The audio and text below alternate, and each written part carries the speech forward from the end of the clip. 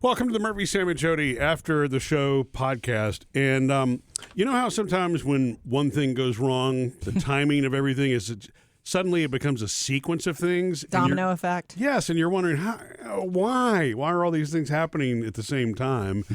And that's exactly what happened to me yesterday. And this is related to actually the diabetes and the type 1 and the pump and the automation and the technology, which is great. But when technology fails, as you know. When it fails, Murphy's walking around with a plastic bag full of diabetic supplies. Yes. As you can clearly see, Sam. That was part of the embarrassment because I haven't had to do a finger stick in a long time. Okay, I am a type 1 diabetic and I have been for 20 years. And, fortunately I'm keeping it under tight control. But anyone with type 1 diabetes, which is 4% of the diabetic population, can tell you that, it's not easy to manage all the time. And y'all have been around me for a long time. And actually, so the finger sticking, which I'm doing now, not just for the podcast, but because I do need to do it right now. We need to check our blood sugar. It's not something I've had to do in quite some time. And there's the number 254. It's high. Oh! And so the problem is my sensor has failed, and this has nothing to do with the company that makes them. They're great.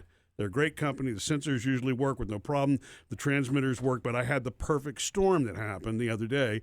And I'm going to tell you, the snowball effect, I just, at one point, it's one of those where you almost want to throw your hands up because you get used to the fact that these sensors, which give you readings, and when you're a type 1 diabetic who wears a pump, they talk to each other. And they keep everything level. And, you're not really having to do all of the math that you used to.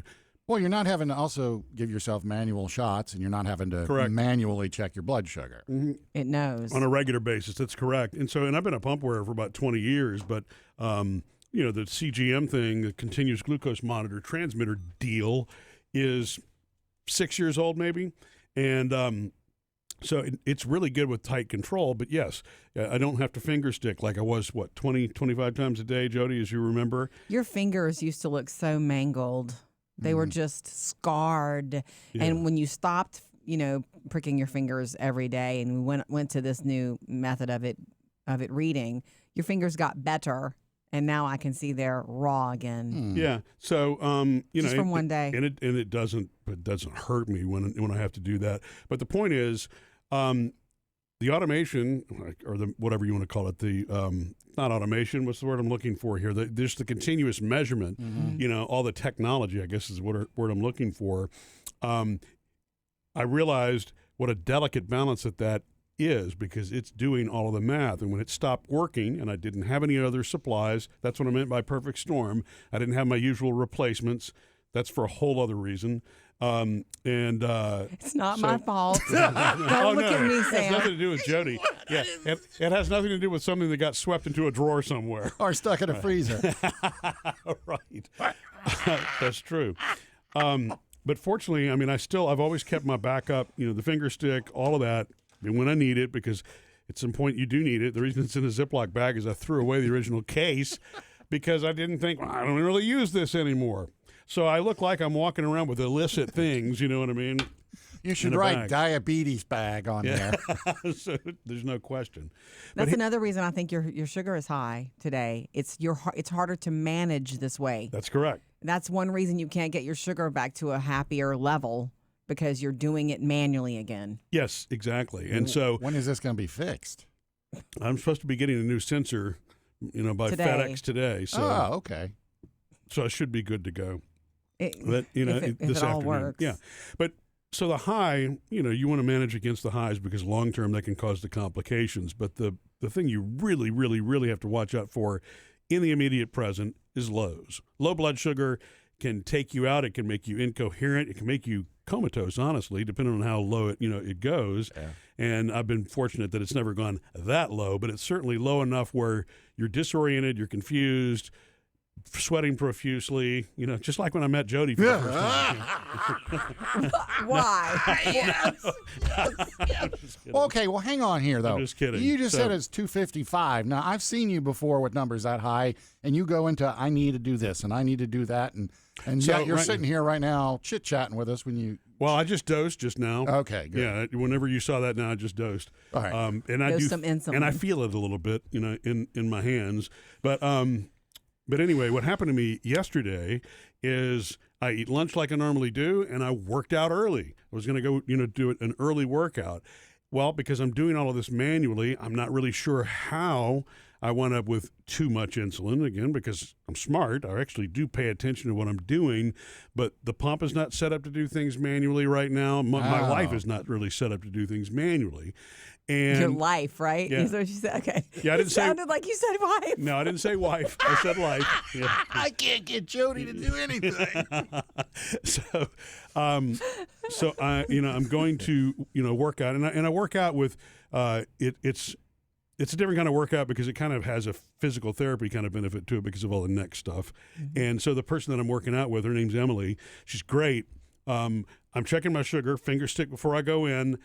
It's 92. Oh. Now, I know as a type 1, if I see the number 92, which is a great number, you could be at that number and should be in that range all day long. Time. Anybody should be. But with a workout about to start, I knew there was a chance I was going to go low. It's going to plummet it. It makes it go lower. I usually keep a Coke or something else that's really fast sugar when you need it for those kind of emergencies in my car. Perfect storm, as I said. Domino effect, like Jodi said.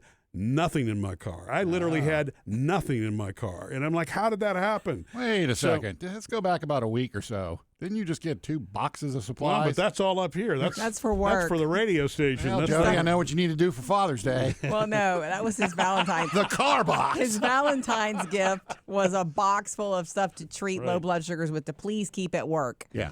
But yeah, I honestly, in his defense, he does normally have something in the car. Yeah. He's got Swedish fish in there. He's got Cokes in there. And I don't know what happened to him because nobody's eating your stuff. Yeah, no, I know. And so I go in and I start the workout. And I realized at one point I was unusually weak. I mean, that's where I can all this core work I've been doing. That's what you told the coach, right? Right. But then I started, and I was sweating. I thought it was just a good productive sweat because I was working out. But then I started to realize I could not follow her instructions all of a sudden. I heard what she was telling me, and I told her, I said, I think I need to stop and check. And sure enough, finger stick 50. Oh, that's low. That's bad. And so because I don't have anything to treat with, I don't know if I'm on the way down or not, it's so because it doesn't matter. You still need to treat at that point. So Emily went and grabbed me some honey, and she put it in a cup, which is good. They've got that. That's the fastest thing that they really had there. Did she ever ask you? I'm just curious. Did she ask you?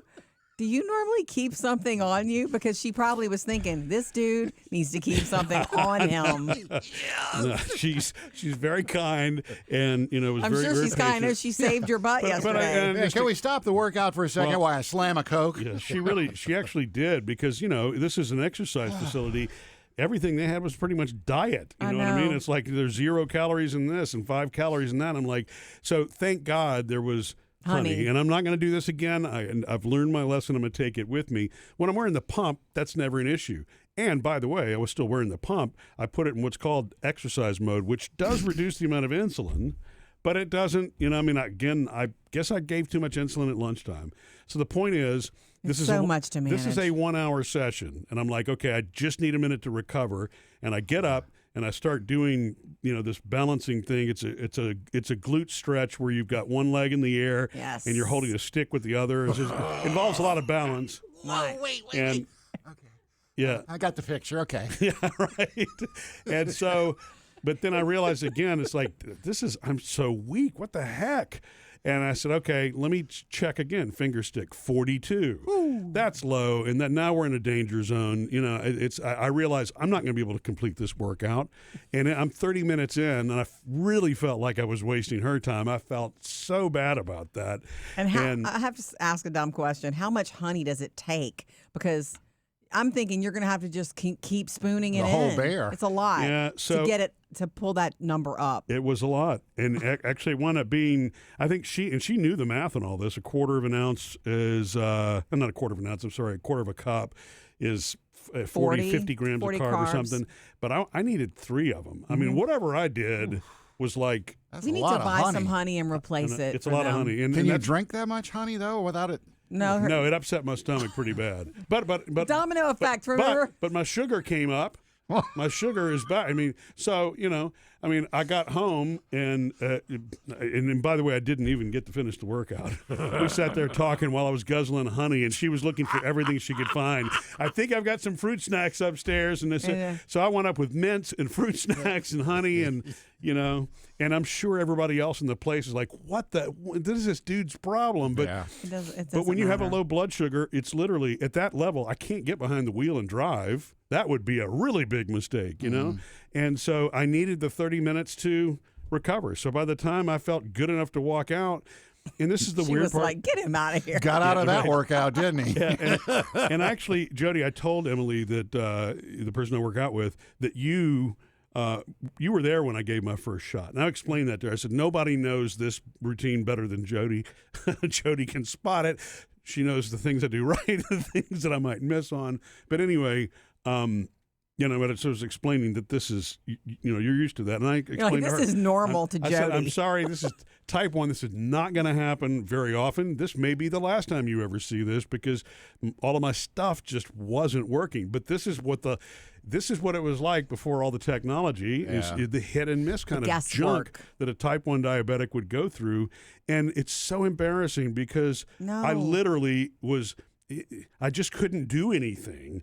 And but once your sugar level's back, it's like nothing ever happened. And that's what's weird about it. By the time I was back to normal, I probably could have finished. Well, I didn't feel great. I don't know that I could have finished the workout, but I was coherent. I was able to have the conversations. I mean, everything looks on the surface normal again. Does it give you like a lingering headache or anything?